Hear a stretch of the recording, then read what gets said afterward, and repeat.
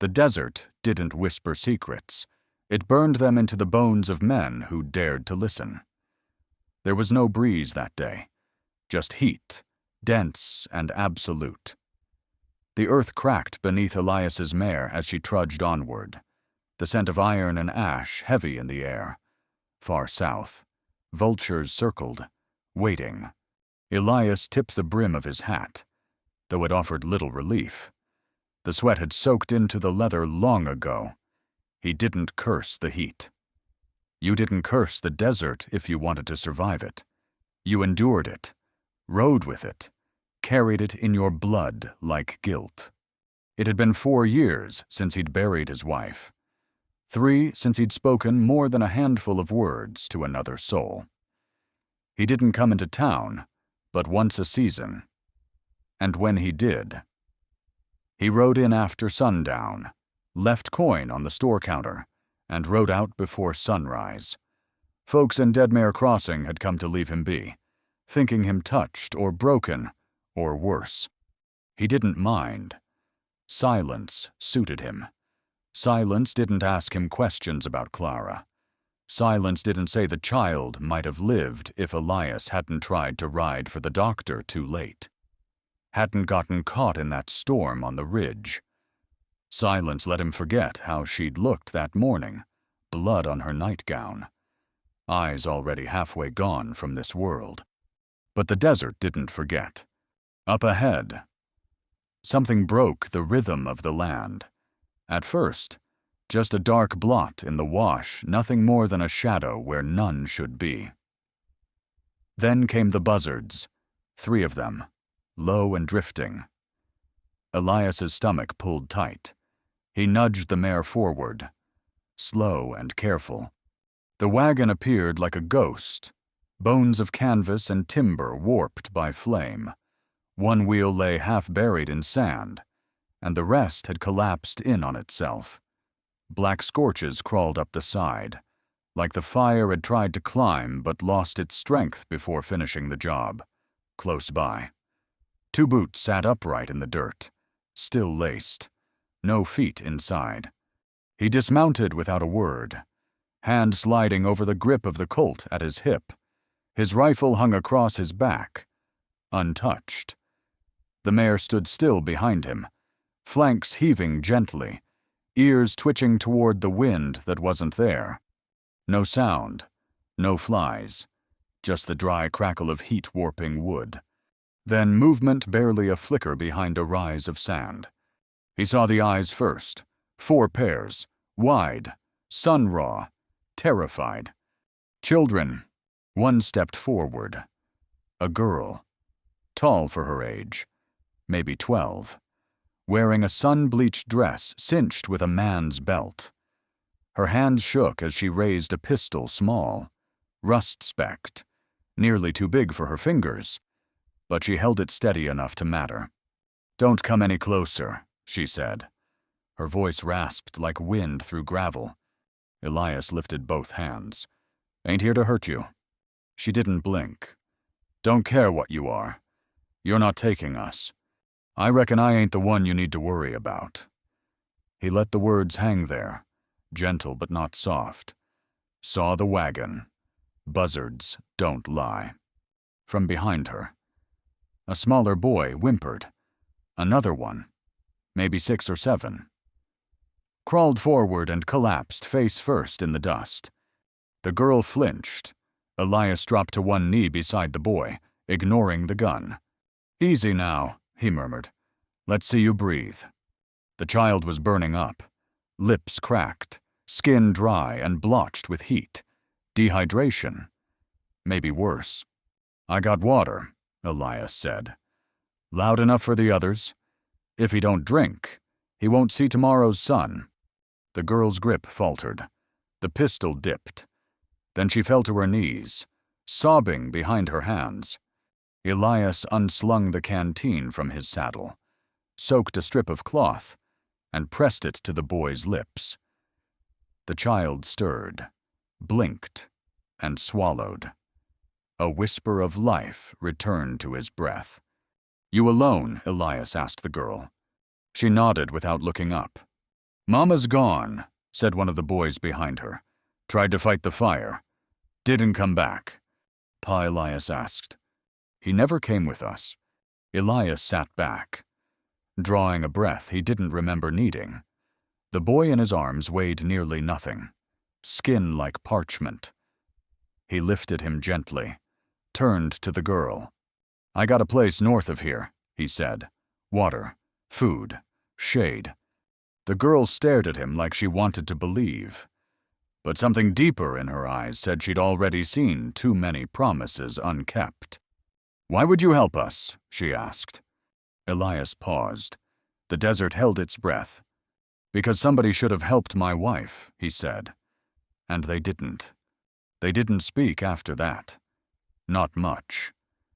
The children climbed into the back of the wagon he kept hitched beneath the low bluff nearby. Elias laid the sick boy, Jesse. The eldest called him on a bed of sacks. The others sat beside him, small and silent. He sat up front, reins in one hand, rifle across his knees. They didn't ask his name. He didn't offer it. The trail home was rough. The sun began to dip, throwing red light across the scrub and rock. A dust devil kicked up near the ridge. Jesse stirred and moaned. The girl dampened the cloth again and pressed it to his brow. Elias watched her through the corner of his eye. Her jaw was set like stone. She reminded him of Clara in the final weeks, tired, unflinching, already grieving something not yet lost. "You from town?" "No," the girl said.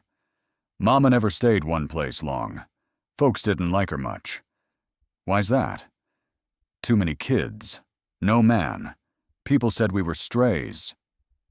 Her name was Clara Ruth Everline. The name hit him like a spade to the chest. Years ago, Clara had come through town, bought bread from his wife, paid in buttons. He remembered the look on Lily's face when she told him later. That woman's scared, but she's strong. He had forgotten until now. "You got a surname?" he asked. "Everline's all we know." Jesse shifted again. His head rested in his sister's lap. He whispered something too soft to catch. "What did he say?" Elias asked. The girl hesitated. "Mama said you'd find us." He turned back toward the trail, but his hands trembled on the reins. The wagon creaked on, drawn slow by the tired old mare. By the time they reached the edge of Elias's land, the moon had begun its slow rise. 2 cottonwoods flanked the old cabin, their leaves whispering low secrets into the night. A single lantern burned in the window, casting a soft gold halo over the porch. He carried Jesse inside, laid him on the cot where his wife had once slept. The others followed, shadows with wide eyes. He found old beans in the pantry, heated them over the hearth. The children ate without a word, tearing bread like wolves when they finished. They curled near the fireplace and fell into uneasy sleep.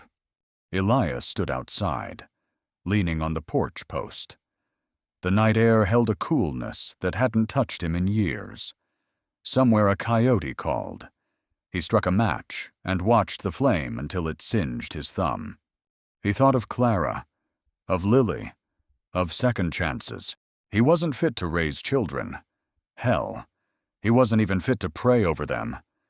But they were here, breathing, and for the first time in years. The cabin didn't feel empty. Inside, Jesse stirred again. A whisper floated across the silence, half sleeping. "Pa." Elias didn't move. Couldn't. He sat down hard on the porch step and pressed a hand to his eyes. The stars above Painted Hollow burned steady and patient. And somewhere, beneath all that dust and sorrow, something inside him began to shift. "You follow me. We ride together. Or stay here and let the buzzards decide." Sometimes. The ghosts didn't speak in words, they settled in the silence between footfalls. The fire in the hearth had burned down to a whisper by the time the cabin fell quiet. Smoke curled gently upward, barely seen in the gloom, and the coals underneath glowed like the last embers of a memory refusing to die. Elias Mercer sat in the single wooden chair near the window, rifle across his lap, eyes fixed on nothing, beyond the glass. The desert shimmered with moonlight, an ocean of sand and thorn that had swallowed dreams whole long before men like him ever set foot in it. Inside the house, the children slept, not soundly, but they slept, curled like pups near the hearth. They clung to each other without knowing they did. The girl, the oldest, had taken the place closest to the cot where the smallest boy, Jesse. They'd called him Lay, wrapped in Elias's old army blanket. He stirred now and then, whispering things no one understood. Names, numbers, once. The word hollow, drawn out like it meant something deeper. The photograph still hung in the corner. Clara, his wife, caught mid-laugh. Forever 26. Dust veiled the frame. Elias hadn't looked at it in years. Tonight, he did. There was a tightness in his chest he didn't recognize at first. Not grief, not anger. Something older than both. A kind of tether snapping loose inside him. He rose before the first light breached the horizon. The air was cool and brittle, the way it always was in the pre-dawn lull. He stepped outside and leaned into the silence. Sagebrush and wind, the faint cry of a nighthawk, no sounds of riders, no coyotes. The kind of quiet that usually came before something broke. He lit the stove inside and stirred what was left of the beans, found an old tin kettle and boiled water with a few dried herbs he'd forgotten were stored behind the flour bin. The scent, sharp and a little bitter, filled the cabin, like a memory of someone's grandmother. The girl stirred first, hair tangled, jaw set, eyes wary as ever. She didn't speak at first, just watched. "I ain't used to company," Elias said without turning. "We're used to worse," she replied. She helped feed Jesse, lifting his head gently so Elias could pour sips from a spoon. The boy's fever had dropped slightly. He blinked, aware but still far from lucid. "What's your name?" Elias asked. Quiet. She hesitated. "Ruth." That was all she said. Just Ruth. Maybe Truth, too. She glanced at the photograph, then back at him. "That her?" Elias nodded. She was pretty. She was more than that. Ruth didn't answer. She took the spoon from him, her hand steady despite everything, and kept feeding her brother. There was a resolve in her eyes, the same fire that had kept her alive all this time. Later that morning, Elias stepped outside again, rubbing sleep from his eyes, and stopped dead in the doorway, on the edge of the distant ridge, far across the scrub plain. A cloud of dust rose. It didn't move like a windstorm. It moved like riders. He stayed on the porch a long time, eyes narrowed against the light, watching. When he returned inside, Ruth looked up. "You saw something." "Just a hunch," Elias muttered. "Could be nothing." But his hand lingered longer on the rifle that time. As the day grew hotter, they moved with slow, methodical grace.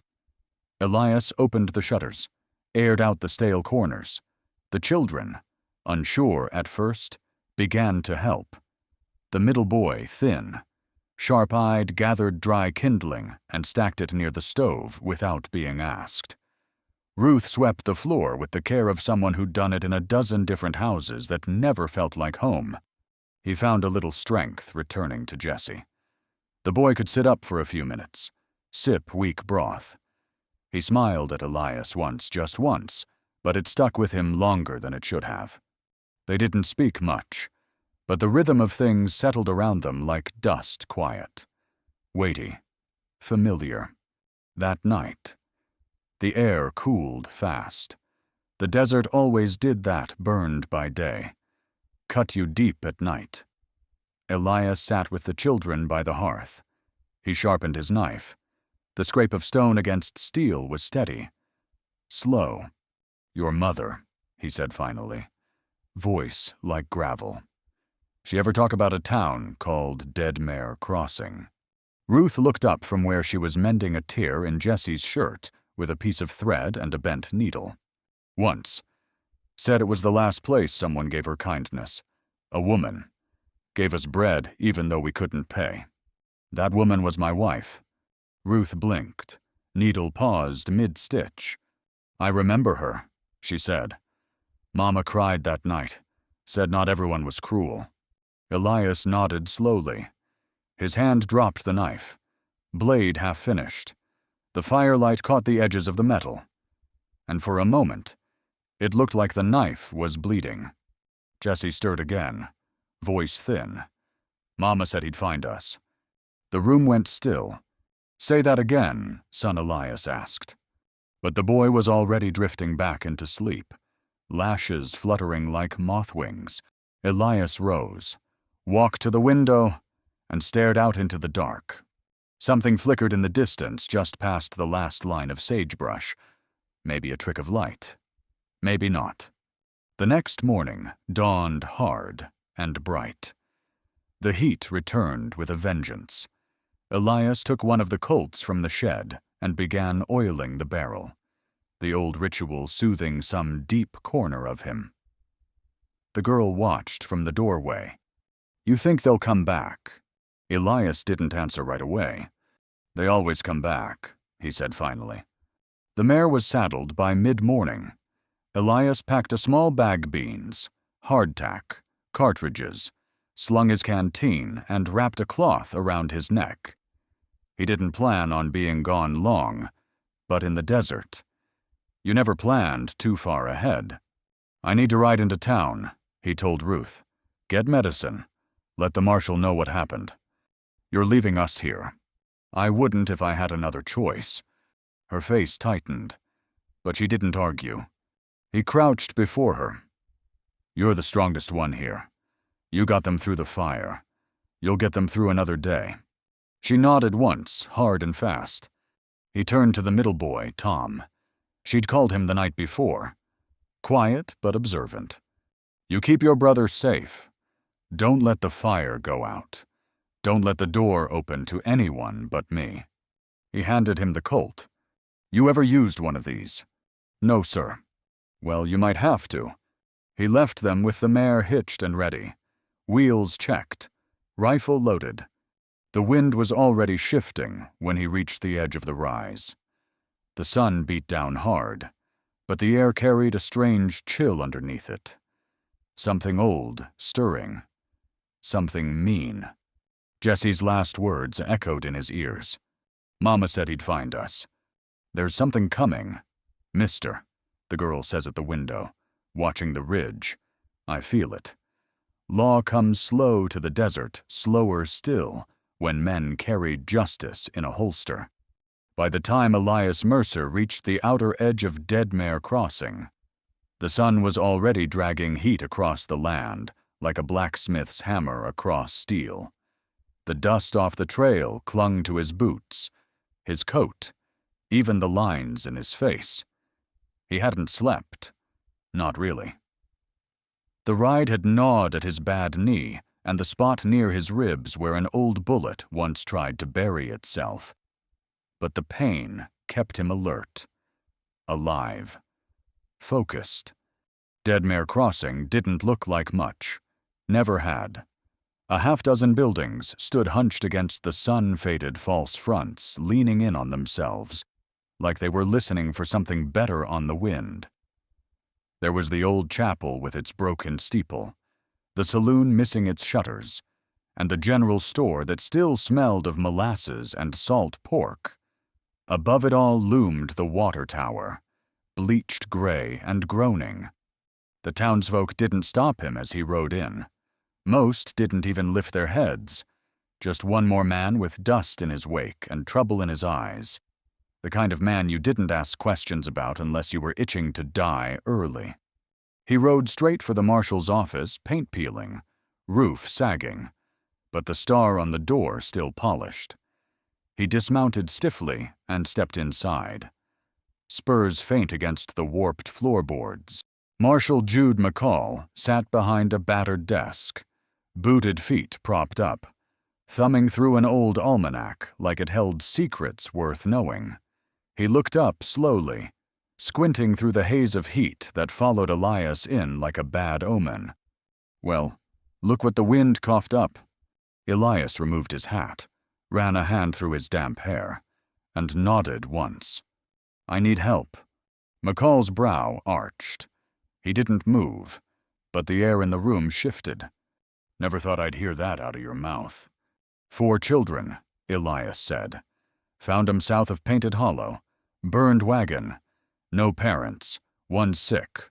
Bad. Others are holding on, but just barely.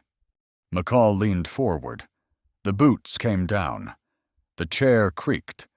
Hell, he muttered. You sure they weren't planted there? I'm sure. Their mama was Clara Ruth Everline. That name made the marshal sit up straighter. Clara Ruth.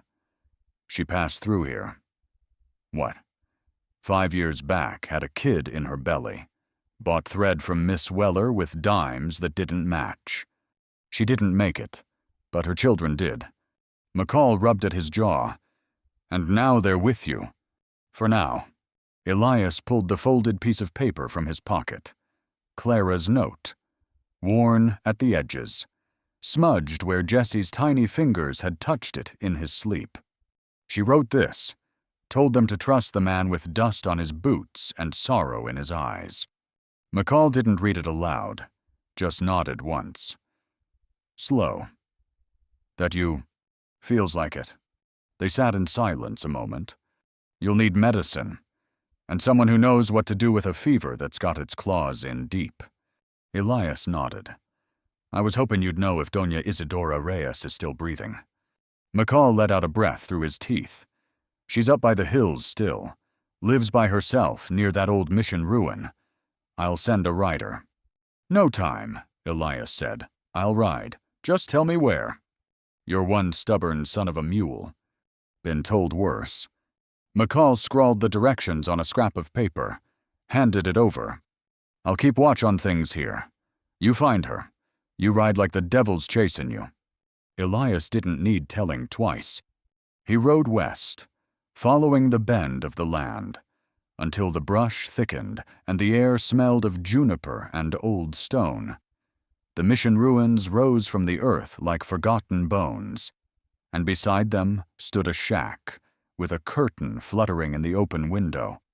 Doña Isidora Reyes stood outside before he could knock. Her eyes were dark and steady, lined by decades of sun and sorrow. She wore a shawl embroidered with prayers and carried a bundle already packed bandages, bottles, a tin box with salves and dried herbs. You're late, she said. I only just got here. I meant in your life. They didn't speak much after that. She climbed up onto his horse like it was expected, like she'd been waiting. The ride back stretched into dusk. The sky melted into burnt orange, and the wind picked up, carrying dust and something heavier. When they reached the outskirts of the Painted Hollow Ranch, Elias saw it before he even reached the gate, hoof prints in the dirt. Fresh, wide. Someone had already been. The front door was closed. Lantern unlit. He dismounted, tied the mare, moved toward the porch. His boots made no sound. He knocked once, twice. Ruth opened the door with the colt in her hand. You're back. He stepped inside. The children were safe. Pale. Tired. But safe. They came, Ruth said. 3 men. One of them had papers. Elias stiffened. Did they take anything? They said they'd be back, said the law was on their side. Doña Isidora crossed to Jesse and began working with swift, practiced hands. She pressed a cloth to his forehead, muttered prayers under her breath. The boy whimpered, but the fever hadn't broken. "He'll live," she said, "but he walks close to the veil." Elias turned toward Ruth. "What did the man's paper say?" "Said he was Clara Ruth's brother, that he had custody, but Mama never said nothing about him." His name, Silas Vaughan. The name made Elias's skin crawl. He knew the type men who moved in the shadows of the law, feeding off grief like buzzards fed off death. "He ain't her kin," Elias said, "and he's not taking you." Ruth didn't flinch. "I believe you." He lit the lantern and placed it on the porch. Its glow flickered like a warning, or a promise. Inside, the children curled together once more. Ruth kept the colt near. Elias sat by the window, rifle across his lap. Isadora brewed something in a chipped kettle, her shadow dancing against the walls. The wind outside carried the scent of horses. Somewhere beyond the cottonwoods, something waited. The desert never slept. And now, neither would Elias Mercer. Jesse opens his eyes for the first time in hours and says, "He's coming back with more men." The desert didn't kill, quick it waited, watched, and whispered your name before the end. There was no dawn that morning, only a slow bleeding of black into gray that never quite felt like light. Elias Mercer stood on the front porch of the cabin, boots planted firm in the dusty wood, eyes on the eastern ridge. The desert smelled of dry rot and scorched mesquite, and the silence had weight a hush that felt less like calm and more like a held breath before the storm. He hadn't slept. Not truly. Not since Jesse spoke those words the night before, words that weren't his own, but his mother's, echoing through fever and memory. He's coming back, with more men. Elias believed him. The boy didn't lie, and the dead had ways of speaking when they needed to. The mare was already saddled, a second rifle strapped tight to the saddle horn. The wagon, though leaned at a crooked angle, the rear wheel had cracked sometime in the night. Dry rot. Likely. Or where? Either way, it would not carry the children far now. Inside. Ruth stirred. She'd taken to waking with the first sounds of Elias's movement, like a soldier rising at the rustle of boots. She emerged from the doorway, hair tied back with a strip of cloth, holding the colt loosely, but with purpose. "You're leaving." "I have to." She didn't argue, only asked, "How long?" "I'll be back before sundown. I'll bring the marshal, and more help if he'll give it. But I can't promise what shape that help will come in." Ruth's face didn't change, but her eyes did. A flicker of something that looked like trust, hard-earned and not easily held. "I'll keep them safe," she said. Elias crouched to Jesse's bedside before leaving. The boy was cooler now, his fever broken but not gone. He breathed easier, though he didn't wake. Elias placed a calloused hand on the boy's shoulder, then rose. To Tom, the middle boy, Elias handed the long colt. "You remember what I said?" The boy nodded, jaw tight. "Wait. Don't fire unless I got to. And don't miss." The words hung there like an oath. He mounted the mare and rode hard toward town. The desert rose around him, wind picking up by mid-morning, dry as bone. Sand hissed across the trail, and thornbrush lashed at his coat. The trail between Painted Hollow and Dead Mare Crossing was narrow, broken in places by crumbling gullies and overgrown chaparral. No one took it unless they had to. And Elias had to.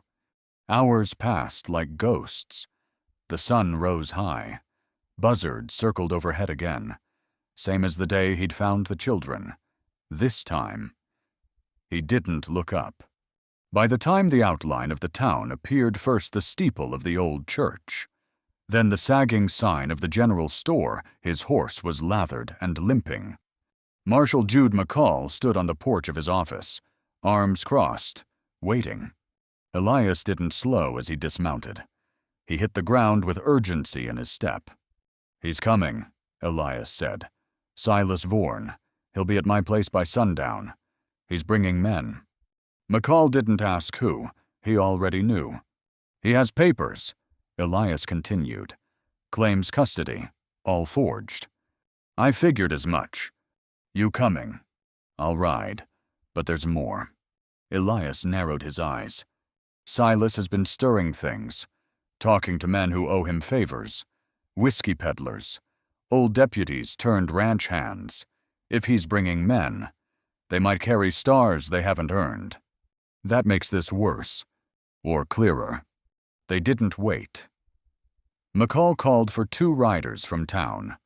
One fetched Doña Isidora, who had returned to her shack but packed again without question. The other gathered supplies, medicine, cartridges, water. The group rode out with Elias in the lead, the trail behind them scattering dust like a trail of smoke. Meanwhile, back at the ranch, Ruth watched the horizon with a squint that belied her years. She'd pushed the wagon toward the bluff's shade, using the broken axle as a barricade. Jessie lay on a bed of feed sacks, head in her lap, mouth moving with half-formed words. "He'll come back," the boy whispered. The man with the wolf smile. Tom stood near the door, rifle resting against the frame. His hands shook only slightly. The day crawled. The sun boiled overhead. A jackrabbit darted once across the path, but no riders came. Not until late. 3 men appeared first, silhouettes rising through the heat haze like devils from a sermon. Then 2 more. Then one with a wide-brimmed hat and a crooked posture, Silas Vaughan. They rode slow, confident, like they expected the door to open for them. They reached the gate, dismounted. Silas stepped forward, spurs jangling, paper in hand. "I come lawful," he called out. "Got the judge's orders, signed and sealed." From inside. Ruth didn't move. She didn't answer. She kept Jessie close and motioned Tom toward the back window. Silas looked to the men beside him. "She's in there. You see the smoke from the chimney. You see the child's drawings in the window. They're here, hiding." He reached for the latch. Tom fired once, just a warning shot. The bullet hit the dirt near Silas's boot. A clean miss. A message. Silas froze for a moment. Only the wind answered. "You teaching them to shoot now. Mercer," he called out. But there was no reply. Then, from behind the ridge, came the sound of horses. The marshal's voice followed. "Drop that paper. Silas. It's written by a man who died 2 years ago." The riders rounded the edge of the bluff. McCall, Elias, and 2 others, one with a shotgun, one with a deputy's badge, tarnished but real. Silas turned, mouth curling into a sneer. "You don't got the right." "I got the badge," McCall replied. "And I got eyes. That document's forged." "You accusing me?" "I'm arresting you." It happened fast. Silas's hand darted to his belt. Elias fired first. The rifle's crack split the silence like lightning. Silas spun sideways, his shoulder opening red. His gun clattered to the dirt. The others didn't move. Didn't dare. McCall dismounted, bound Silas's hands with wire rope. One of the deputies gathered the forged papers, examined them, spat on the ground. Elias walked past them all, toward the cabin. Ruth opened the door before he reached it. "We held them," she said. Elias nodded, his eyes softer now. "I know." He stepped inside, dropped to one knee beside Jessie. The boy opened his eyes just long enough to whisper, "I knew you'd come." Elias gripped his hand. "We ride home," he said. Marshal McCall binds Silas's wrists, then says, "Circuit Judge won't be here for weeks. What'll you do till then?" Mercer. Some places were carved by the wind for the sole purpose of settling blood debts. The land around Widow's Edge didn't hold trees or shade just jagged rock and wind-swept dirt. A steep cliff face to the west, and endless ridgelines vanishing east like broken ribs of the earth.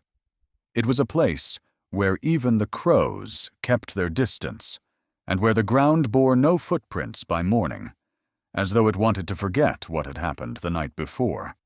Elias Mercer stood at the edge of that place with his rifle slung low, hand resting near the stock, watching the horizon as the wind carried the last traces of campfire smoke into nothing. His coat whipped behind him, torn at the shoulder where Silas Vaughan's bullet had grazed the fabric and seared the skin beneath. He hadn't told the children where he was going. Not exactly. He'd left at dawn with a small satchel, a flask of water, and a length of rope on the kitchen table. He'd left a note scrawled in the margin of Jesse's old storybook. "Stay inside. Don't come looking.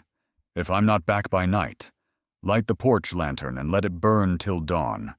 And then he'd gone. He knew where Silas would run.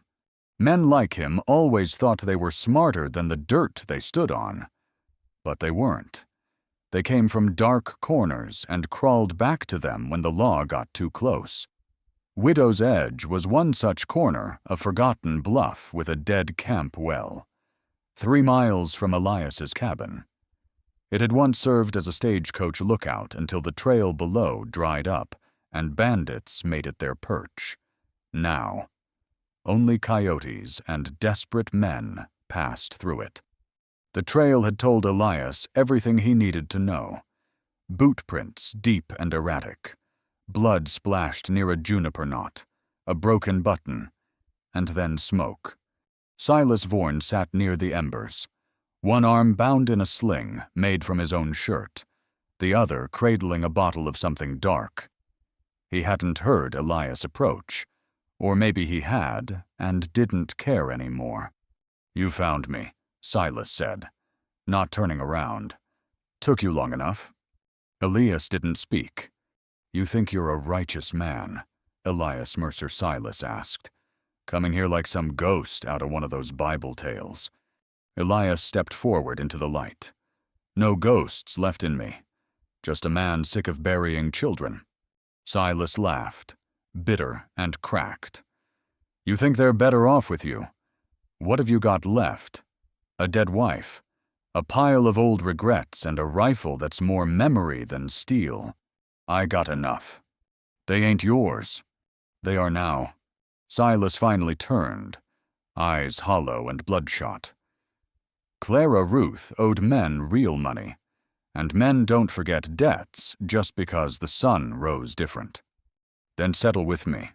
I was never after you, Mercer. I was after what was owed. By children." Silas didn't answer. Instead, he tossed the bottle aside, its crash sharp in the silence.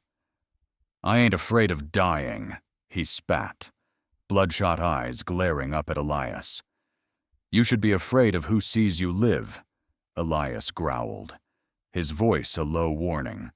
Silas lunged. He moved faster than Elias expected, knife flashing from the top of his boot, slashing upward with desperate precision.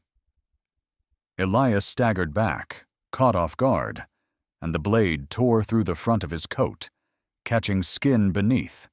Blood bloomed. Not deep, but enough to sting. They crashed together, boots sliding on gravel. The rifle dropped. The knife flashed again. Elias caught Silas's wrist and twisted until bones popped, the blade dropping to the dirt. They grappled near the edge, the bluff giving way to a yawning drop below. Sand shifted beneath their feet. A gust of wind screamed past. Then a voice. Pa. Elias turned his head just enough to see Ruth standing at the bluff's lip, pistol raised, behind her. The two boys crept over the rocks, Jesse clinging to Tom's back, too pale for the climb, but determined not to be left behind. I told you to stay, Elias shouted, heart pounding.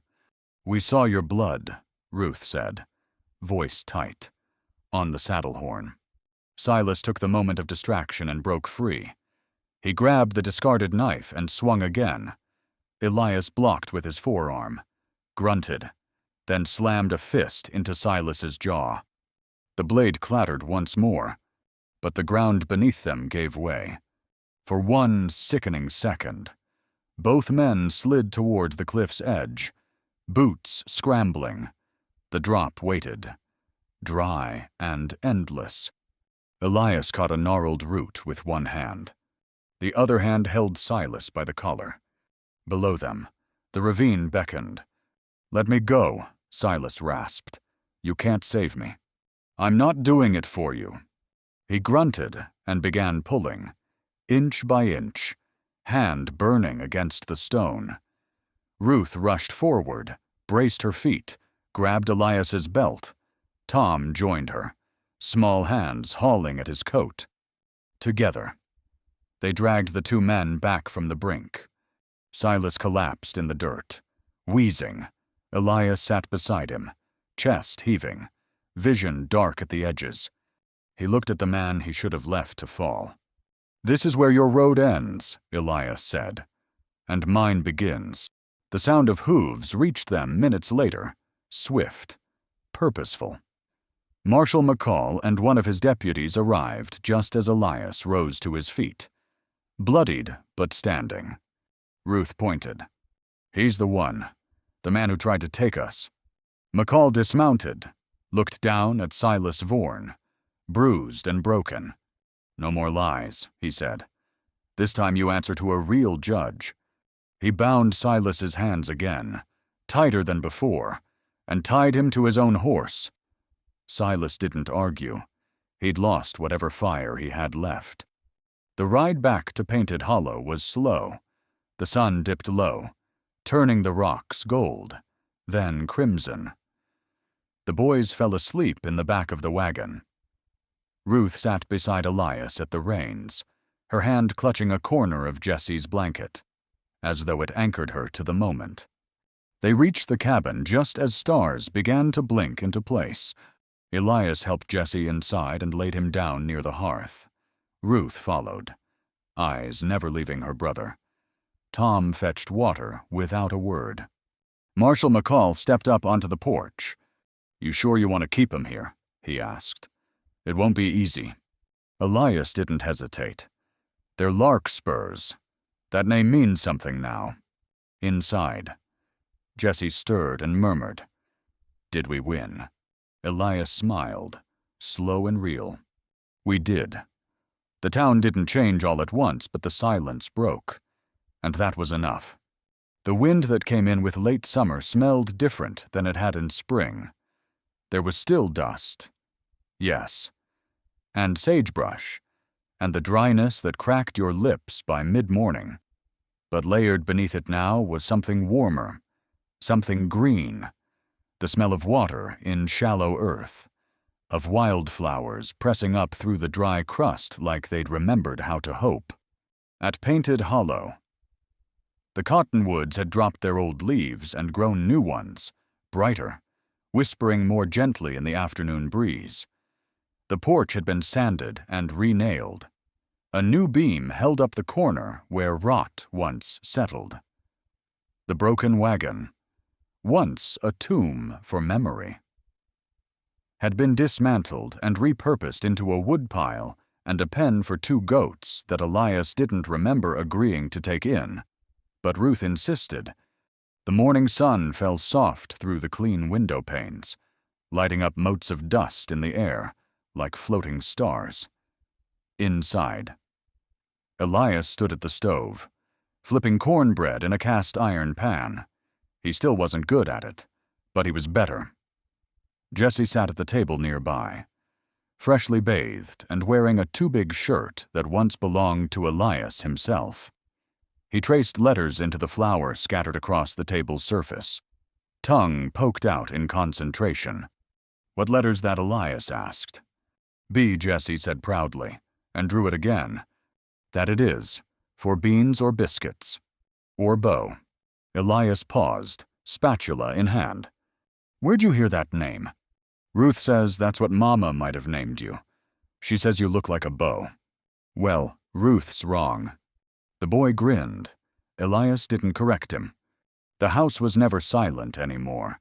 It creaked and sang with movement, feet running, the crackle of the fire, voices raised in laughter or mild argument. The children had settled into something like routine, even if they wouldn't yet call it home. Ruth read aloud most evenings, her voice steady, but still a little guarded. She cleaned the floor with the thoroughness of someone who had once been punished for missing spots. Tom spent hours outside, fixing the porch rail, hauling water from the spring, mending what needed mending without being asked. Marshall McCall came by once a week now. He brought supplies sometimes, news often, and advice whether Elias wanted it or not. Last time, he'd come with a sign carved by the carpenter in town. It read Callahan and Larkspur, a home for the lost. Elias hadn't asked for it, but he hung it anyway, high above the ranch gate. He didn't explain to the children what it meant.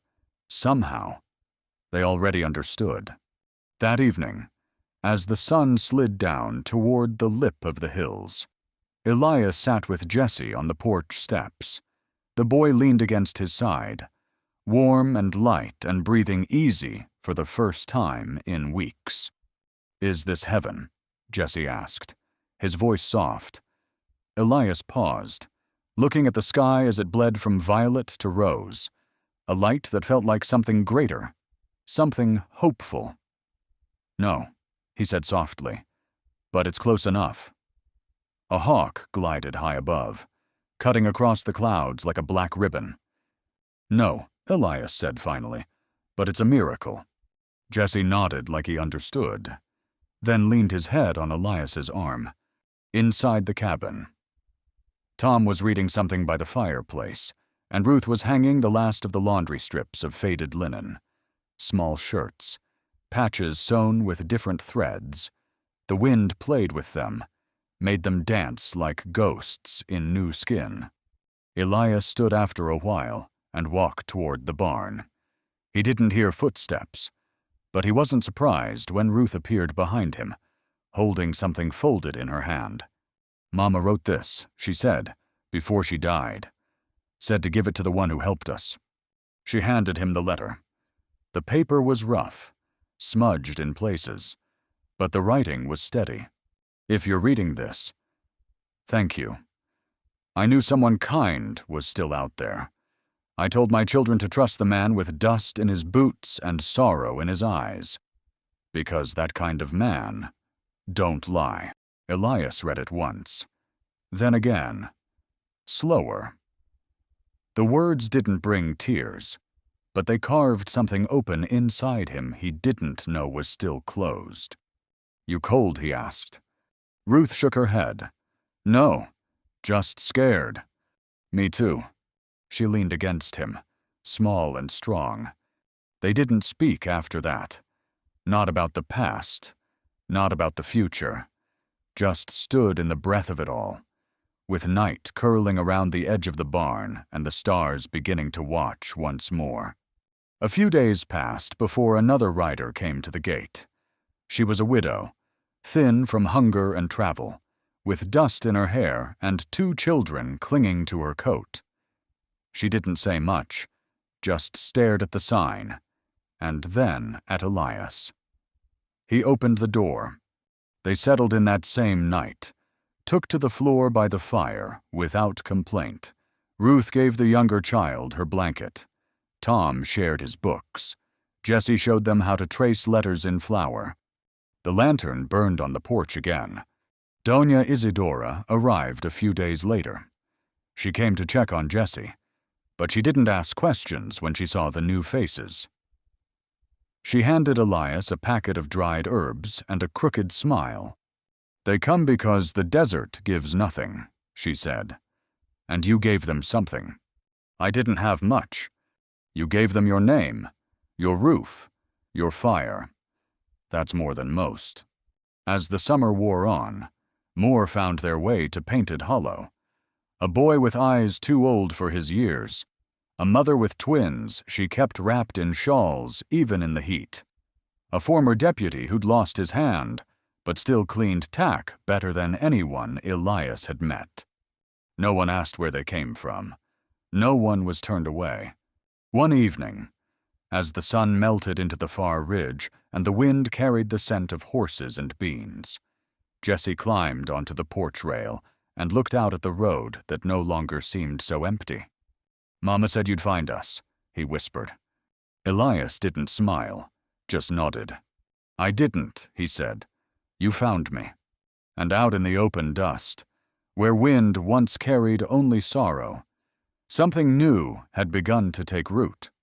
And so the wind keeps blowing through Painted Hollow, same as it ever did. Only now it carries something gentler with it, a hush that feels more like peace than silence, more like memory than mourning.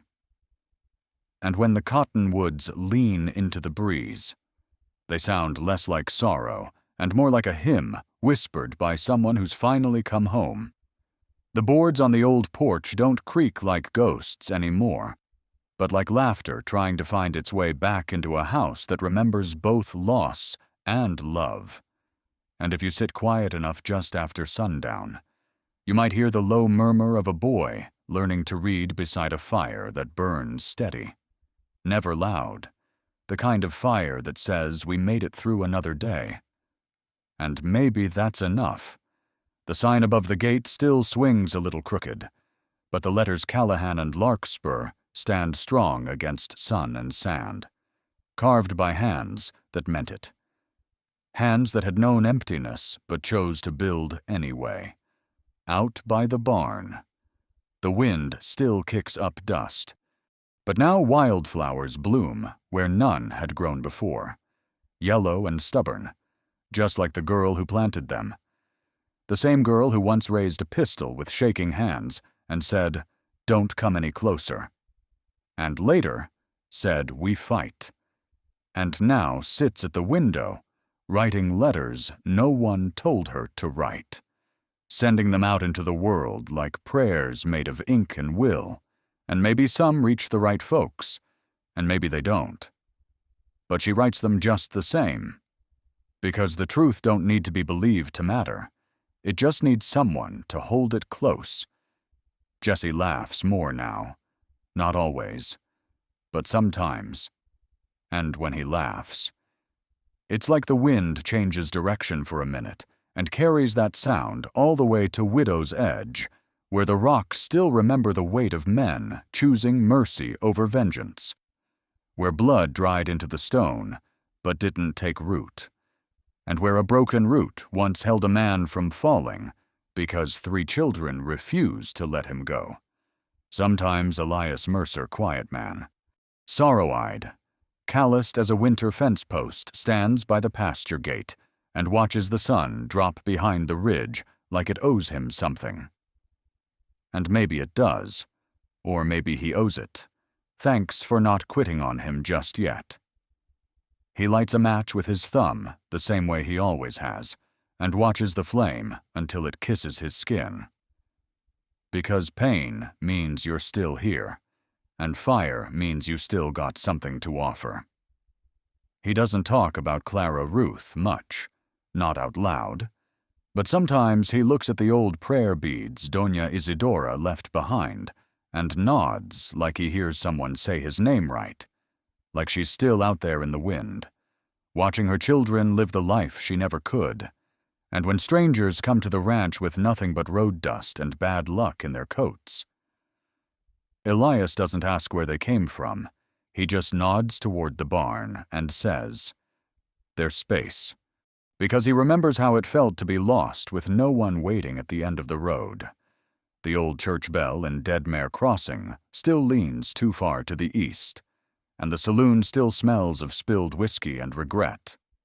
But if you ask around now, you'll hear folks say things have shifted, say the land's starting to forgive what the men won't, say the town ain't so wrong anymore.